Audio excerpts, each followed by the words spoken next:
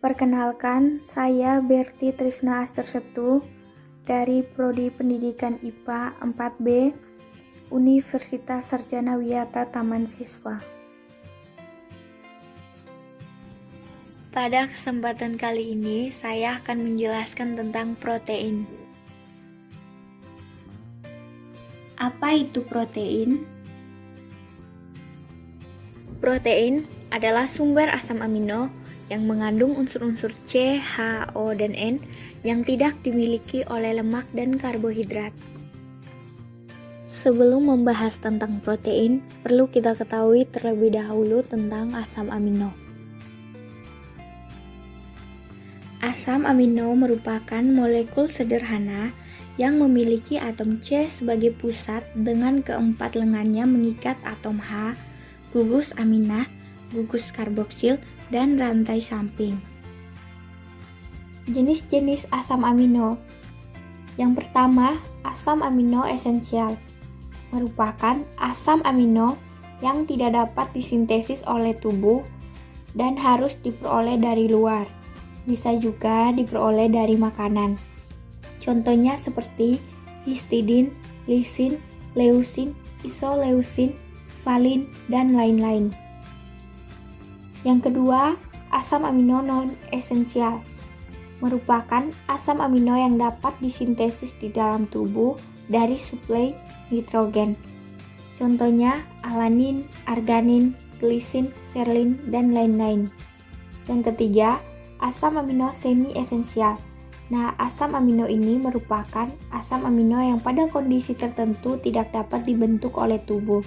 Contohnya glutamin, sistein, dan tirosin. Bagaimanakah protein dapat terbentuk? Proses pembentukan protein itu tidak terlepas dari proses dogma sentral. Proses dogma sentral itu terbagi atas 3 tahap. Yang pertama, replikasi.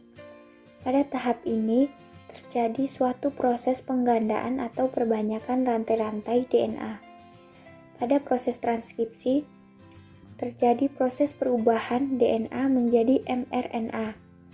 Dan yang terakhir, pada proses translasi, terjadi proses sintesis RNA menjadi kode-kode yang akan diterjemahkan di asam-asam amino. Selanjutnya ada struktur protein. Yang pertama, struktur protein primer merupakan struktur rantai linear.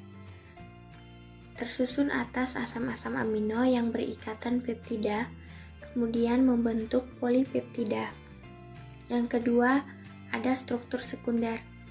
Struktur ini merupakan struktur 2 dimensi protein. Pada struktur ini terjadi folding atau lipatan berupa alpha helix dan beta sheet yang diakibatkan oleh interaksi gugus nonpolar. Kemudian pada struktur ini terjadi karena ikatan hidrogen atau interaksi gugus polar antar asam-asam amino. Yang ketiga, struktur tersier. Struktur tersier merupakan struktur 3 dimensi sederhana. Pada struktur ini terdapat folding. Terdapat ikatan disulfida antar asam-asam amino yang mengandung SH-S, yaitu sistein dan metionin. Struktur tertinggi atau kuartener merupakan struktur molekul kompleks yang tak terbatas, terdiri dari beberapa polipeptida, terdapat folding, ikatan hidrogen, interaksi van der Waals, antar polipeptida dapat saling berinteraksi baik polar, nonpolar maupun van der Waals. Nah, berikut ini dapat kita lihat tentang fungsi dari protein, jenis protein, dan contoh-contohnya. Denaturasi protein.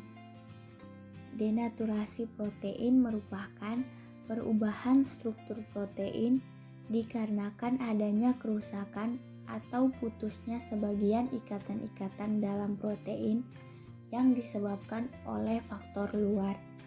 Misalnya, pemanasan, pH ekstrim, penambahan alkohol atau aseton, urea, deterjen, guncangan intensif, dan bersinggungan dengan udara luar. Selain itu, denaturasi dapat menyebabkan protein kehilangan aktivitas biologi khususnya, namun tidak merusak ikatan kovalen protein. Dalam denaturasi ini, terjadi struktur 3 dimensi protein terganggu dan terbuka menjadi struktur acak. Selain mengalami proses denaturasi, protein juga mengalami proses renaturasi. Renaturasi merupakan kebalikan dari denaturasi. Pada proses renaturasi protein, terjadi pengembalian struktur protein yang terdenaturasi dan dapat dilakukan dengan proses dialisis. Kemudian, ada ikatan-ikatan lemah akan kembali terbentuk secara bertahap dan terjadi dengan sempurna apabila protein hanya terdiri dari satu unit polipeptida dan tidak memiliki gugus prostetik.